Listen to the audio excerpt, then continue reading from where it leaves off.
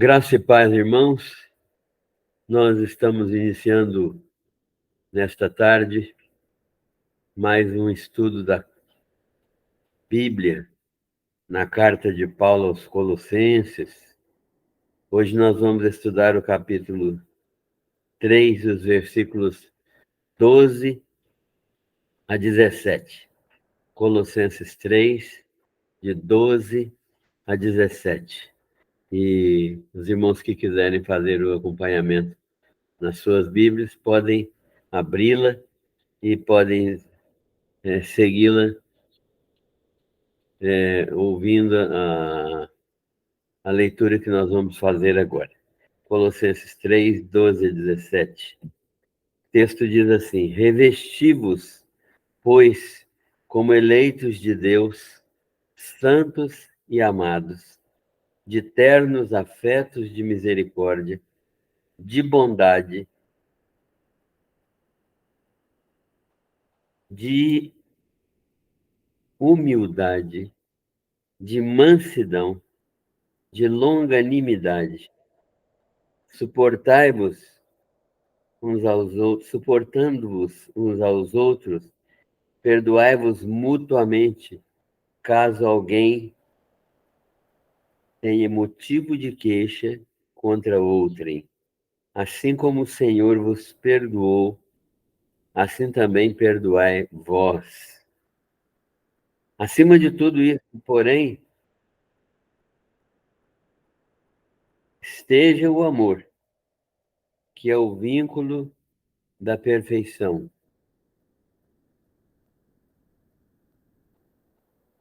Seja a paz de Cristo o árbitro em vosso coração, a qual também fostes chamados em um só corpo, e sede agradecidos.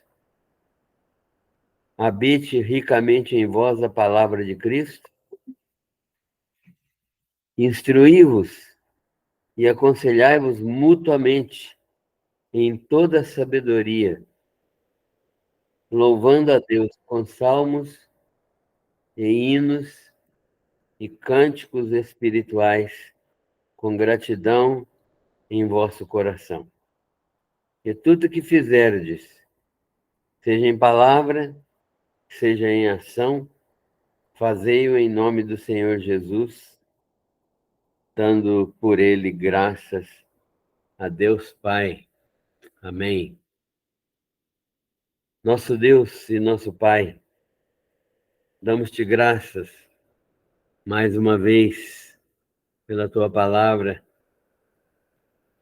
perfeita, pela tua palavra preciosa que nós temos em nossas mãos e que vai instruir a nossa mente e o nosso coração nesta tarde. Nós te agradecemos pela oportunidade de estudarmos e pelos irmãos que estão conosco, participando desta manifestação da tua graça, que é conhecermos e estudarmos a tua palavra. Nós te louvamos, te bendizemos, rogamos ao Senhor que cada família que se faz representar neste momento tenha a tua presença constante, tenha a correção do Senhor para todos os erros, todas as falhas.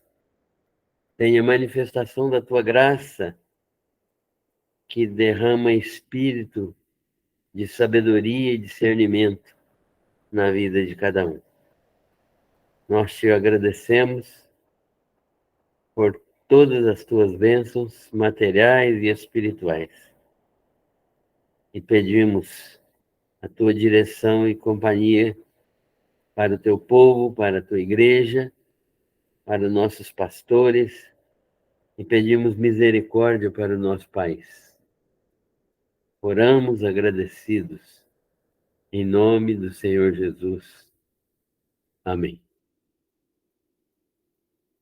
Muito bem, estamos estudando a carta de Paulo aos Colossenses, carta que foi escrita da prisão. Paulo estava preso em Roma quando escreveu esta carta para uma cidade, uma igreja que ele não tinha ainda tido a oportunidade de conhecer pessoalmente, mas onde havia muitos crentes que foram influenciados ao Evangelho por ele. E muitos que eram colaboradores dele, conforme nós sabemos que Epáfras, o pastor da igreja de Colossos, era colaborador de Paulo. Nesta circunstância é que Paulo escreve esta carta aos crentes de Colossos, especialmente por saber que ali estava sendo plantada no meio da igreja uma heresia. É bom lembrar que toda heresia começa dentro da igreja. Pessoas começam a interpretar a Bíblia de modo diferente.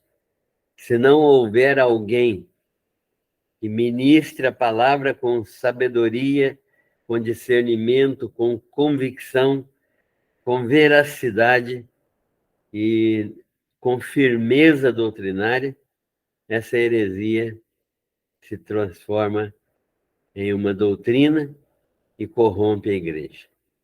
Mas Paulo foi avisado de que havia ali uma doutrina que negava muitas vezes a divindade de Cristo e que misturava, junto com a crença de que Jesus não era Deus na essência da divindade, mas era um homem apenas,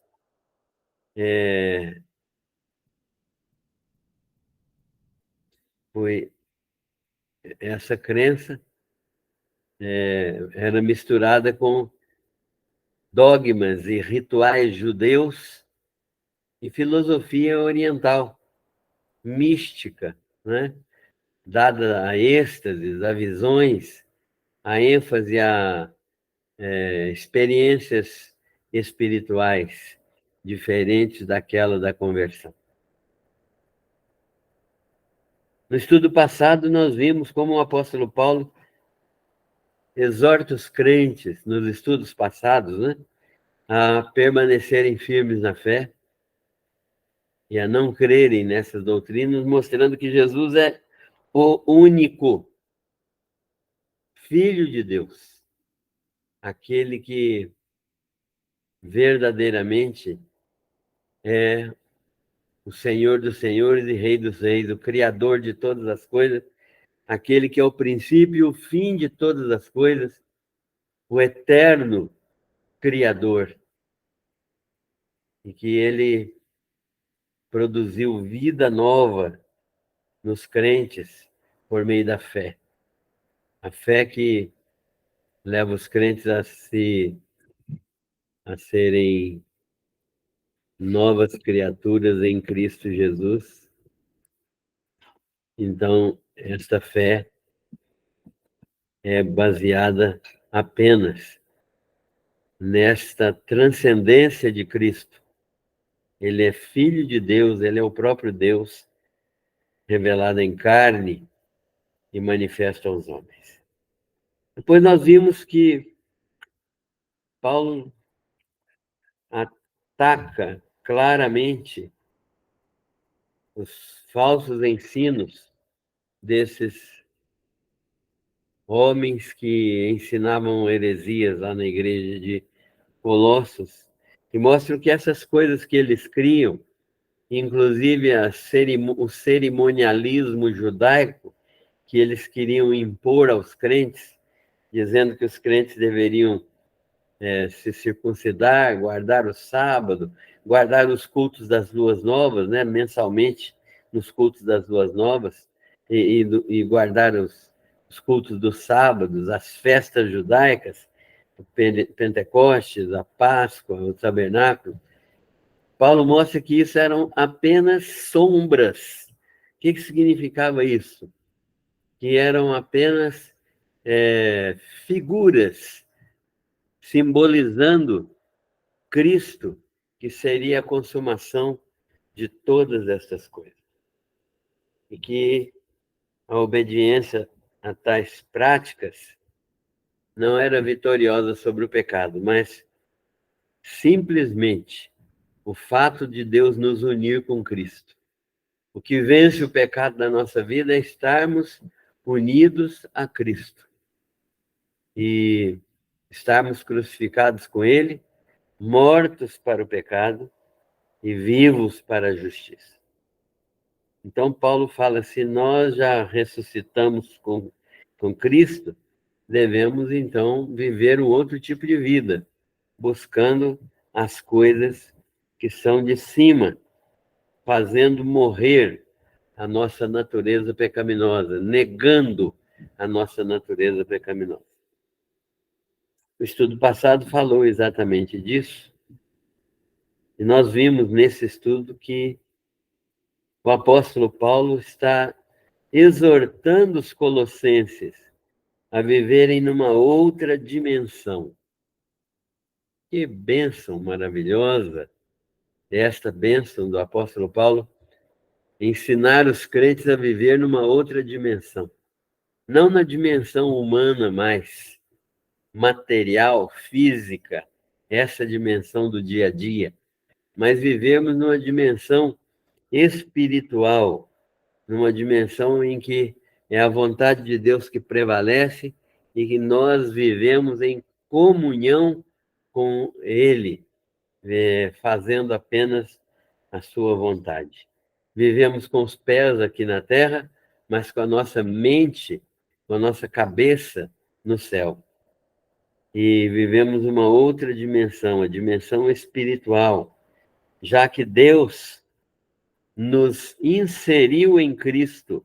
Paulo fala aos Colossenses: vocês já estão inseridos em Cristo, ou seja, vocês já foram colocados em Cristo, vocês estão como que fosse dentro de Cristo, de modo que Deus só vê Cristo e não vê vocês. Vocês estão em Cristo. Na sua morte, nós estamos inseridos e morremos para o mundo. Morremos para todos os interesses deste mundo, para a carne, para todas as inclinações da carne, aquilo que satisfaz o nosso ser, a nossa sensualidade, e morremos para o pecado, aquilo que nos atrai para fazermos aquilo que não agrada a Deus. Não vivemos para nós mesmos, vivemos para Deus. E Deus nos colocou em Cristo para termos uma vida de Cristo, termos a vida de Cristo. Paulo está dizendo: Colossenses, nós temos que ter a vida de Cristo. Cristo está em vocês e vocês estão em Cristo. Este é um mistério que Deus opera pela fé. E é um mistério espiritual, porque é só por meio do Espírito Santo que isso pode acontecer. Vocês estão em Cristo e Cristo está em vocês. Então, desta maneira, nós estamos em Cristo e Cristo está em nós, para que a vontade de Deus se realize plenamente em nossa vida. Paulo exorta, então, os colossenses a terem uma nova direção em suas vidas, a terem uma nova visão, a viverem numa outra dimensão, viverem na dimensão espiritual e terem uma nova visão, uma nova direção em suas vidas, buscando as coisas celestiais. Ou seja, os interesses dos colossenses e de todos os crentes devem ser a busca das coisas espirituais, das coisas celestiais. Os interesses do crente devem estar nos céus. E as realidades espirituais devem ser o seu alvo, o seu objetivo, renunciando a toda forma de satisfação da natureza terrena, da natureza carnal, da natureza pecaminosa. Então, devemos renunciar a tudo aquilo que é terreno, carnal, pecaminoso. Isso significa que nós não podemos ter mais nenhum tipo de prazer na nossa vida? Não, não é isso que o texto significa. O texto significa que não devemos satisfazer nossa natureza terrena, porque a nossa natureza terrena é inclinada para o pecado. Tudo aquilo que é prazeroso, que Deus nos deu para a nossa satisfação, comer, o beber, o relacionamento sexual, o prazer, o lazer, isso tudo tem valor, desde que isto seja colocado dentro do padrão que Deus estabelece para essas coisas, ou seja, é aquilo que Deus opera e do modo como ele opera, com a legislação que ele estabeleceu.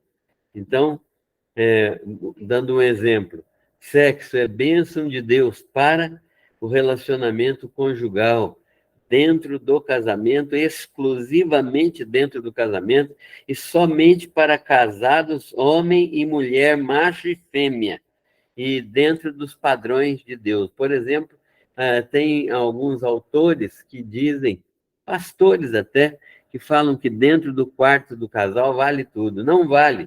Por exemplo, relacionamento sexual anal não é permitido, nem mesmo dentro do casamento. Por quê? Porque é sodomia. E sodomia é pecado, porque perverte a natureza.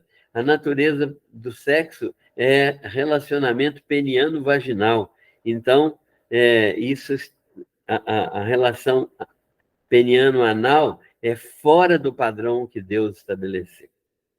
Então, tudo aquilo que é feito fora do padrão que Deus estabeleceu é pecaminoso, mesmo que seja feito dentro das regras que Deus estabeleceu, mas não é do modo como Deus estabeleceu. Então, eu preciso aprender as realidades espirituais e renunciar a tudo aquilo que é forma de satisfação da natureza terrena, carnal, né, sensual, né? Tudo que eu vou fazer, eu devo ter uma motivação espiritual. Comer com motivação espiritual. Por isso que muita gente acha difícil fazer regime e muita gente não leva a sério o emagrecimento, muita gente não leva a sério a sua própria, seu próprio corpo, porque pensa que isso não tem aplicação espiritual, e isso tem aplicação espiritual sim, né? É aquilo que, né, é carnal, é condenado. Carnal aqui é no sentido de satisfação da carne, é fazer aquilo que é lícito, mas com a motivação inadequada, com a motivação de não agradar a Deus. E a natureza pecaminosa, que é andar em rebelião contra Deus, andar em rebeldia contra Deus, não só não fazer a vontade de Deus, como fazer o que não é a vontade de Deus. Nesse sentido, então, é que nós entendemos essa questão que Paulo está ensinando neste momento. A palavra que Paulo utiliza é despojar. Despojar significa arrancar, abandonar todas as manifestações da carne. Despojar de todas as manifestações da carne, porque estão despidos, né? Paulo usa aqui uma outra figura. Arrancaram as roupas do velho homem e se revestiram de uma nova roupa, do novo homem e suas ações.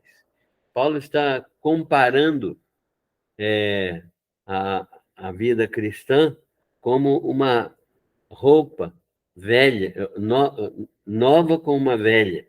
Você arranca a roupa velha e se veste com uma roupa nova, para que verdadeiramente o novo homem em suas ações seja manifesto.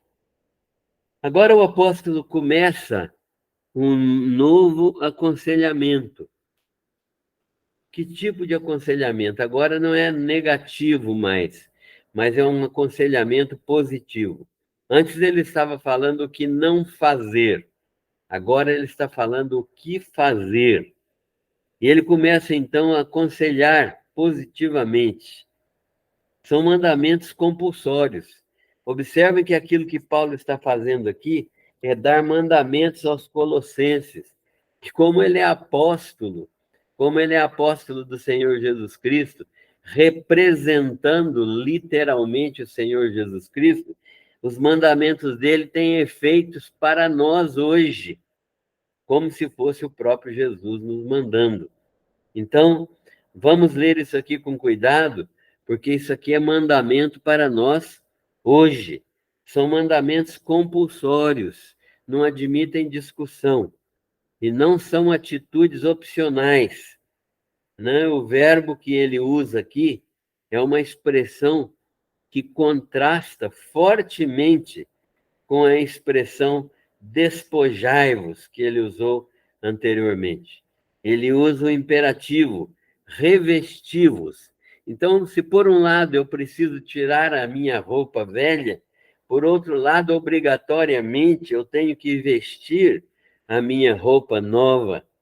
E ele usa o imperativo, revesti-vos, demonstrando que, após a atitude ativa de renúncia, de repúdio, de abandono das coisas terrenas, os crentes devem tomar uma outra atitude, uma atitude igualmente ativa, de revestimento de qualidades espirituais.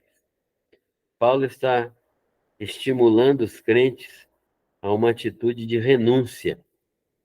Renunciar significa deixar de lado alguma coisa que tem valor para nós. Renunciar significa deixar para trás alguma coisa que é importante para nós. Repúdio significa não só deixar para trás, como repudiar, não querer mais nem ver aquela atitude. E abandonar significa verdadeiramente deixar de uma vez por todas as coisas terrenas que os crentes devem aprender a abandonar. Essas coisas terrenas, os crentes devem tomar contra elas uma outra atitude, uma atitude igualmente ativa, semelhante ao despojar da carne, mas um revestir de qualidades espirituais. Então, o apóstolo Paulo agora demonstra que aos colossenses que eles foram escolhidos de Deus. Irmãos, vocês são crentes escolhidos de Deus. Aleluia! Porque essa palavra se refere também a nós. Vocês foram escolhidos de Deus, santos, separados para pertencer exclusivamente a Deus. O crente não pode se misturar com nada, porque ele é separado para pertencer exclusivamente a Deus. Ele não pode se misturar com nada do mundo, com nada do pecado, com nada do que é material, que atrai a sua atenção, porque ele foi separado exclusivamente para Deus, para pertencer exclusivamente a Deus e fazer somente o que agrada a Deus. Nós fomos chamados para isso. Paulo está dizendo aos Colossenses: olha, Colossenses, vocês foram chamados para ser agradáveis a Deus, como filho amado de Deus, do qual Deus mesmo falou: este é meu filho amado, em quem tenho todo o meu prazer. Nós fomos chamados para dar prazer a Deus, amados em Cristo Jesus, porque estão em Cristo Jesus. Então, Paulo está ensinando os crentes que eles devem produzir um tipo de vida que agrada ao coração de Deus. Mais do que isso, ele está dizendo que eles foram preparados em Cristo Jesus, separados para serem exclusivamente filhos amados de Deus e praticantes das obras que Deus estabeleceu para eles praticarem. É isso que o apóstolo Paulo está falando aqui, porque eles já foram colocados em Cristo Jesus. Portanto, as obras dos cristãos devem ser obras que Jesus Cristo faria se estivesse no mundo no lugar deles. Então, cabe uma pergunta aqui: que tipo de vida, que tipo de obra, que tipo de atividade nós temos tido que pode glorificar a Deus? Ou será que nós temos tido atividades que não glorificam a Deus? Isso precisa ser pensado. O apóstolo Paulo está dizendo aos Colossenses: façam tudo para a glória de Deus. Eles devem manifestar o caráter do Pai. Paulo está preocupado com isso, que eles devem manifestar o caráter do Pai. O que eles precisam manifestar? Vocês devem se revestir de ternos afetos de misericórdia, de bondade, de humildade, de mansidão, de longanimidade.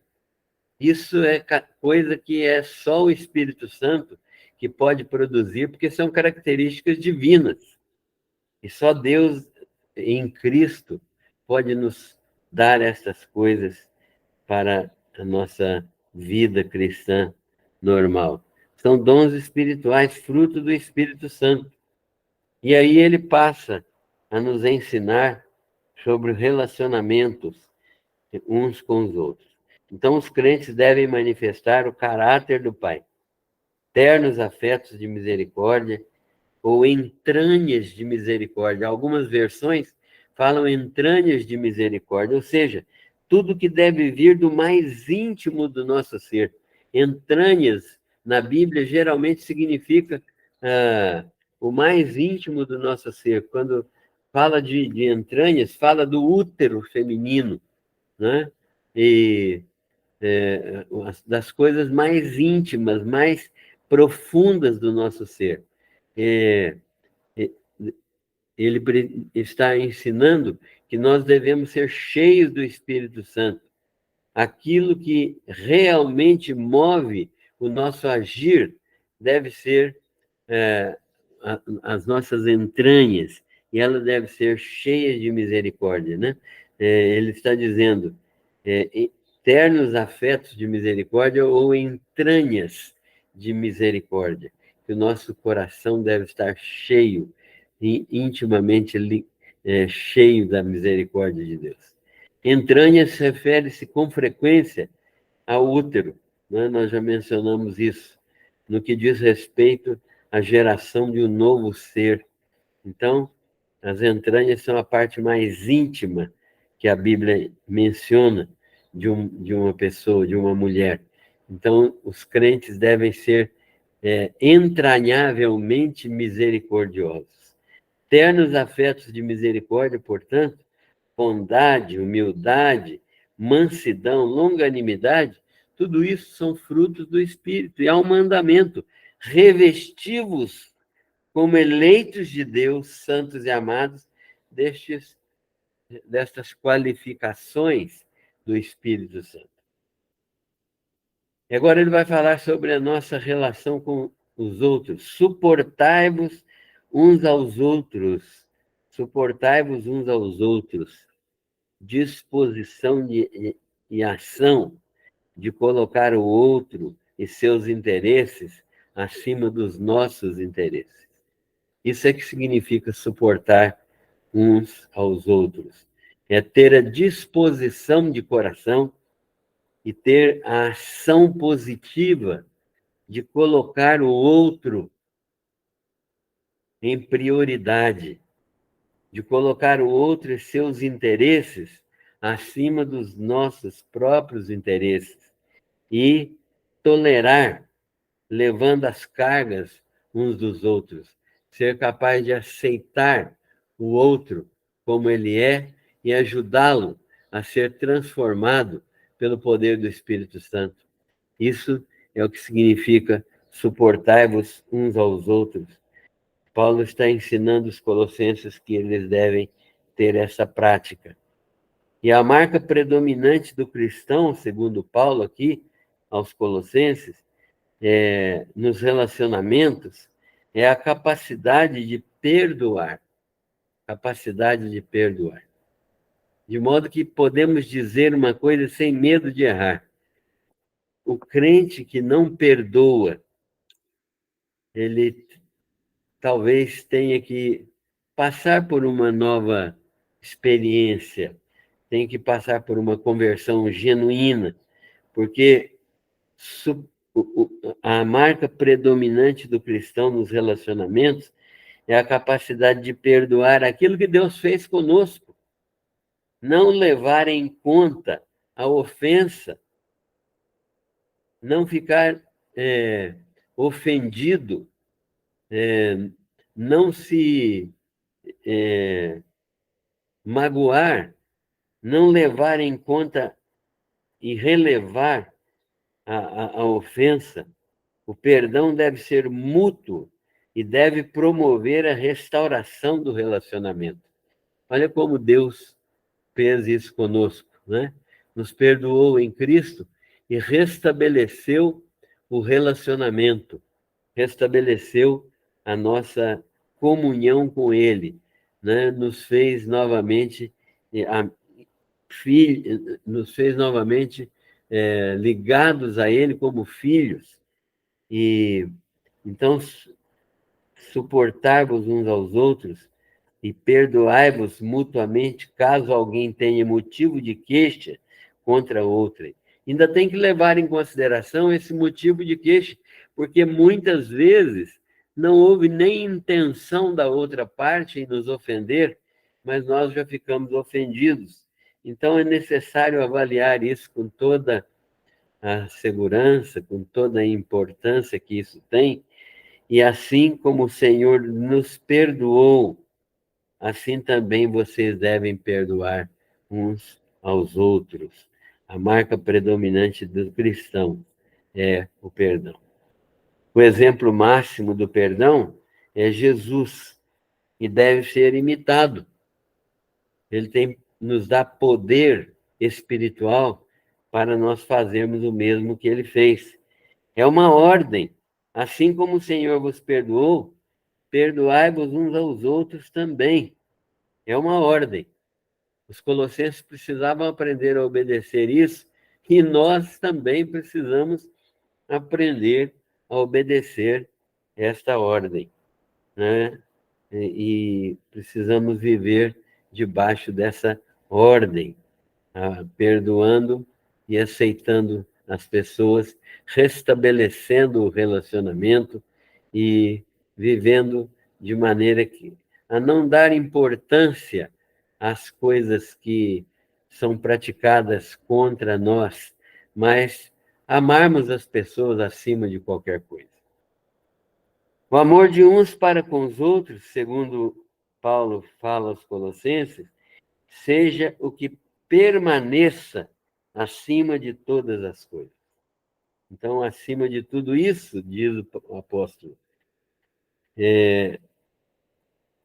esteja o amor, que é o vínculo da perfeição.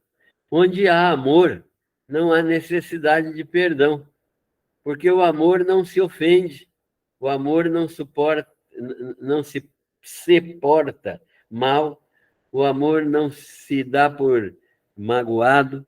Então, onde há amor genuíno, possivelmente não vai haver necessidade de perdão, porque as pessoas que amam não se dão por ofendidas.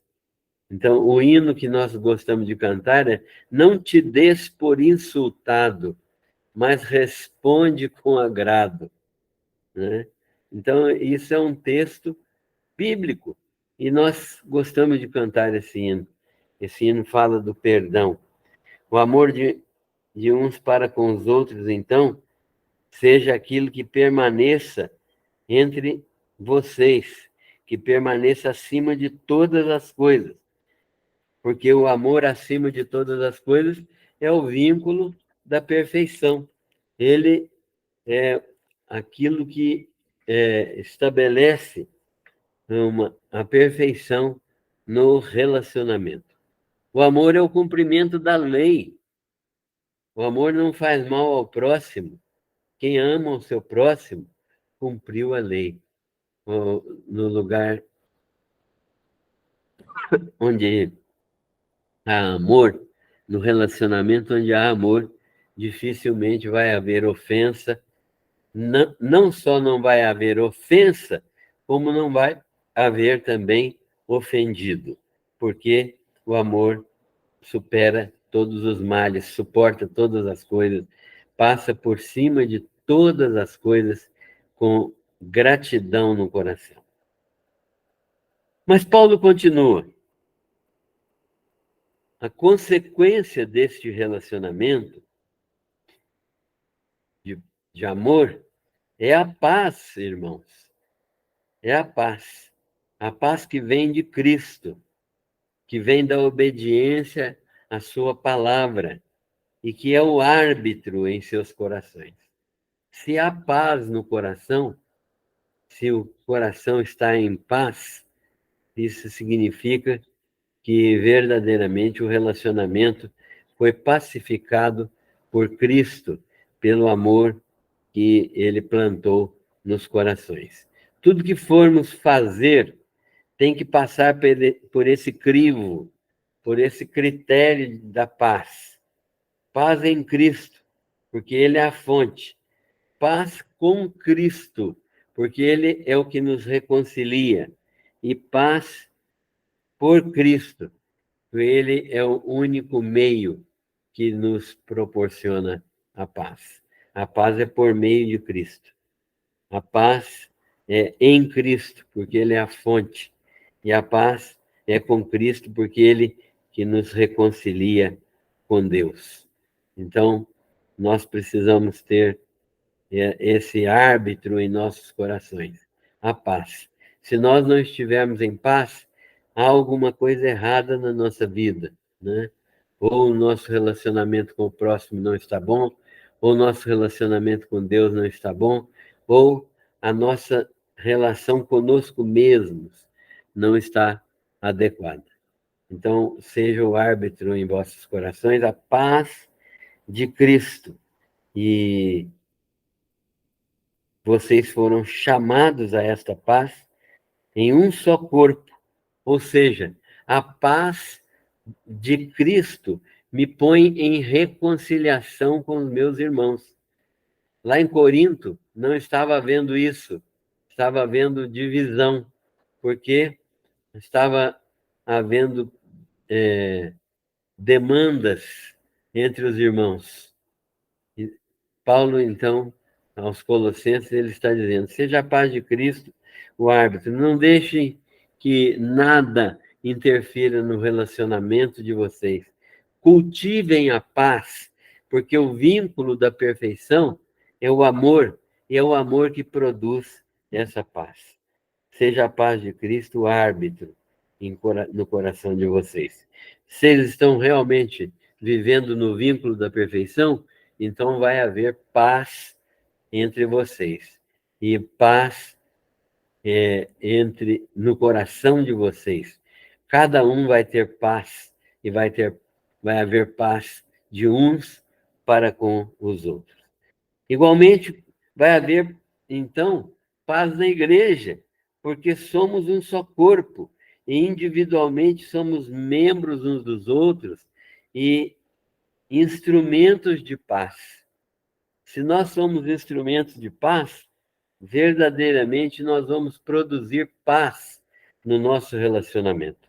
E a igreja vai gozar essa paz que é a manifestação do amor de Deus no seio da igreja. Mantenham um coração cheio de gratidão, diz o apóstolo Paulo. Sejam agradecidos, sejam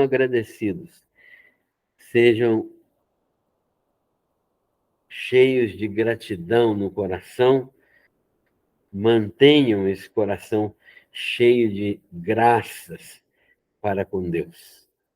Muitas vezes os crentes não são agradecidos e nós precisamos ser agradecidos. Mas Paulo agora vai dar o segredo de todo esse comportamento.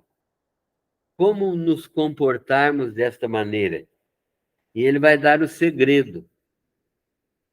A primeira etapa deste segredo, nós vamos falar em quatro etapas deste segredo. A primeira etapa deste segredo é a seguinte: habite em vocês a palavra de Cristo. Não há possibilidade de desenvolver uma vida cristã neste nível sem que a palavra de Deus seja a nossa alimentação diária. Por isso ele fala: habite em vós. Não more de vez em quando, não seja visita. Habite plenamente, ricamente, totalmente. Habite em vocês, isto é, more definitivamente em vocês a palavra de Cristo. A palavra de Cristo precisa morar em nós. Não fazer uma visita dominical, ou uma visita semanal, ou até diária, mas uma leitura simples que nós não meditamos depois nessa palavra. Habite em vocês a palavra de Cristo.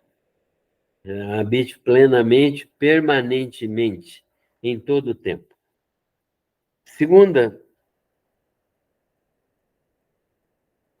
segredo, do segredo de apóstolo Paulo, a segunda etapa. Sejam sábios na palavra e aconselhem-se mutuamente. Desenvolvam sabedoria na palavra, ou seja, estudem, estudem, estudem. Quando estiverem bem afiados, estudem, estudem, estudem. Para quê? Para saber muito? Não. Para serem sábios na palavra e aconselharem-se mutuamente, para ter uma palavra de edificação para o irmão, para ter uma palavra de edificação para a igreja, para ter uma palavra de edificação e de sabedoria para o incrédulo que procurar ajuda.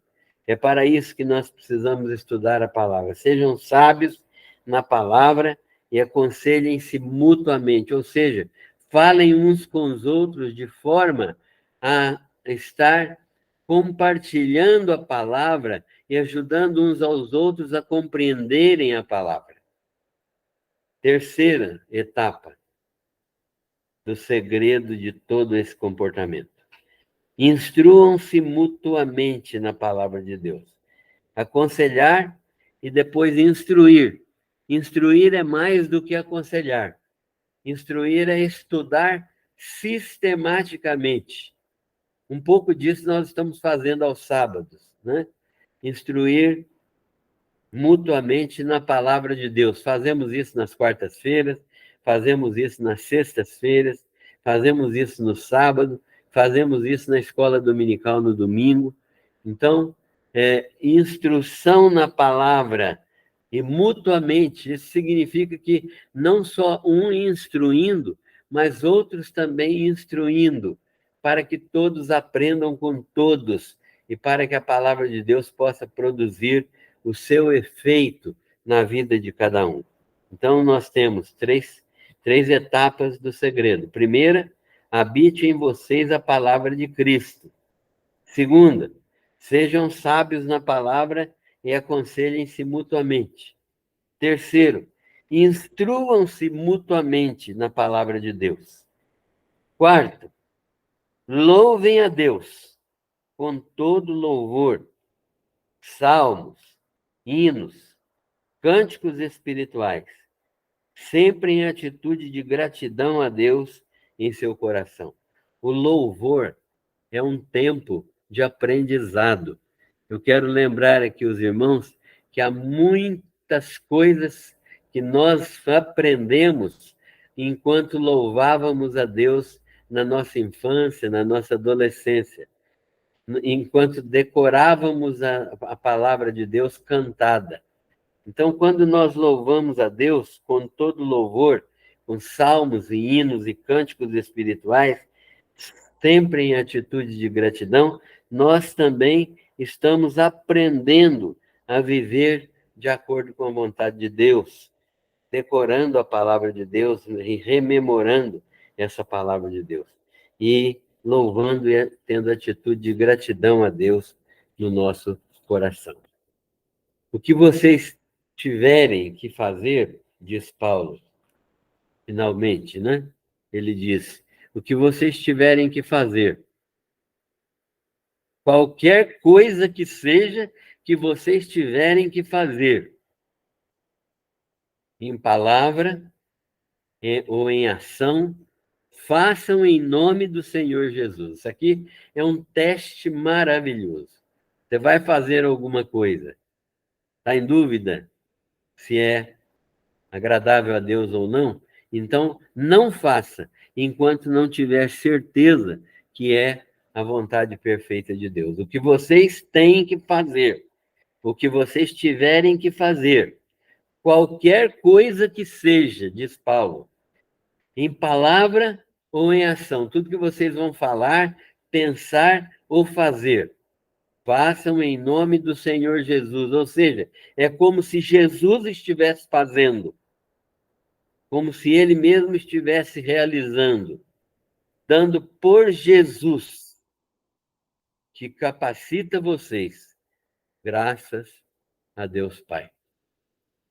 Então, o apóstolo ensina que os crentes devem viver manifestando as virtudes da vida cristã, mas eles devem fazer tudo isso para louvor e glória e honra do Senhor Jesus. Deste modo, o apóstolo Paulo encerra esse momento, esse texto tão rico aqui nesta palavra. Concluindo e aplicando, Paulo orienta os cristãos de Colossos quanto às qualificações espirituais.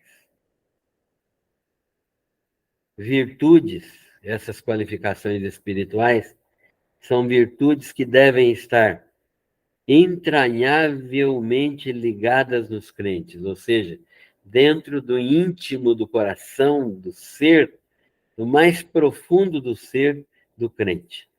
São dons espirituais, fruto do Espírito Santo na vida dos irmãos, e que devem ser buscadas. Essas coisas devem ser buscadas, no sentido de que o Espírito Santo dá a quem pedir.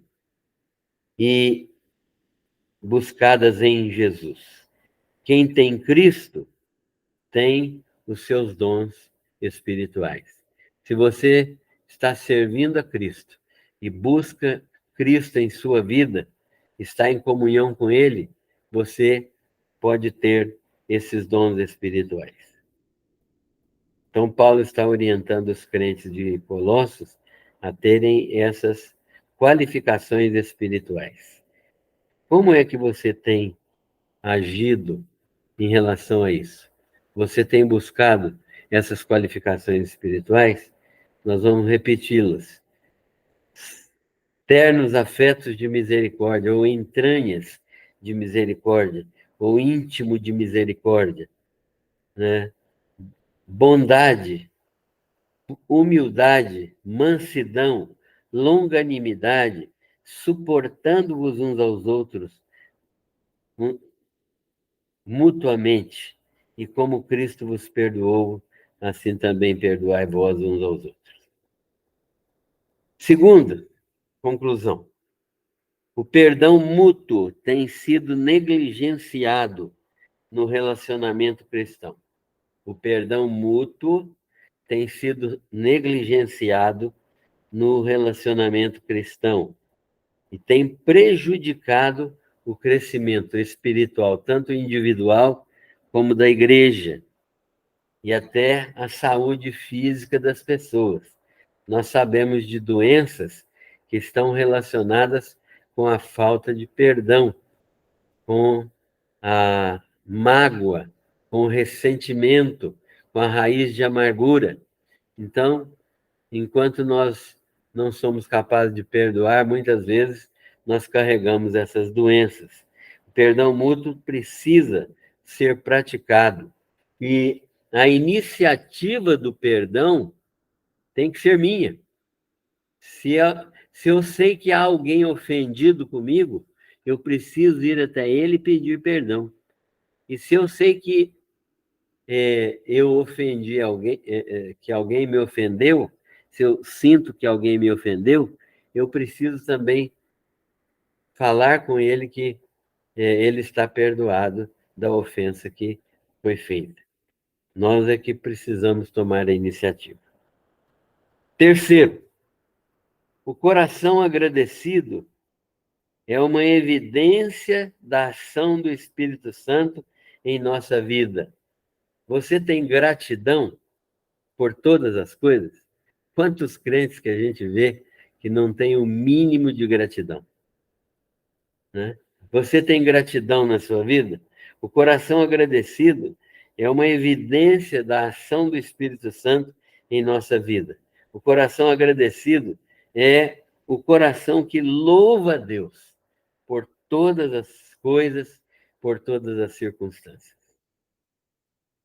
Então, você precisa desenvolver gratidão no seu coração. Quarta e última conclusão: não há possibilidade de crescimento cristão na graça sem que a palavra de Deus habite em nós ricamente e que sejamos compartilhadores da palavra de Deus. Isso nós já falamos a respeito no decorrer do estudo, mas nunca é demais lembrar. É preciso saber desenvolver o compartilhar da palavra, mesmo que não seja no nível elevado, mesmo que não seja no nível alto, mas o compartilhar da palavra sempre é uma necessidade. A palavra precisa habitar em nós ricamente e nós devemos ser compartilhadores da palavra, ajudando as pessoas a conhecerem mais de Jesus. Aqueles que ainda não conhecem, conhecerem para a salvação. Aqueles que já conhecem, conhecerem para crescimento espiritual. Nós chegamos ao fim desse texto, desejamos que Deus tenha abençoado a vida de cada um de nós, tenha falado ao nosso coração e nós vamos crescer espiritualmente para a honra e glória de Deus.